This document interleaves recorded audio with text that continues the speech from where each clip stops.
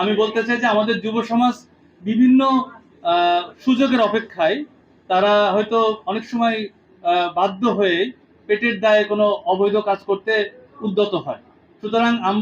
আমরা চাই আগামীতে এমন একটা পরিবেশ গড়ে উঠুক এই বিজিবির উদ্যোগে, যেই পরিবেশ ধরে নিয়ে আমাদের মহানন্দা ব্যাটালিয়নের উদ্যোগে যে ডিজিটাল স্কিল সেন্টারটা হয়েছে, এই স্কিল সেন্টারের মাধ্যমে যদি অল্প কিছু এই সংখ্যক এখন হয়তো 25 জন দিয়ে শুরু করছি, ভবিষ্যতে এটা আস্তে আস্তে আরো বাড়বে। এই যে অল্প অল্প করে যে যুব সমাজ যে একটা স্কিল হচ্ছে, তারা যে দক্ষ জনশক্তিতে পরিণত হচ্ছে, এটাই আমাদের চাহিদা। এবং তাদেরকে পরবর্তীতে এটা শুধুমাত্র এই প্রশিক্ষণের মধ্যে সীমাবদ্ধ নয়, তারা কিন্তু সামাজিকভাবে এবং মানে রাষ্ট্রীয়ভাবে তারা কিন্তু অবশ্যই সাহায্য সহযোগিতা পাবে এবং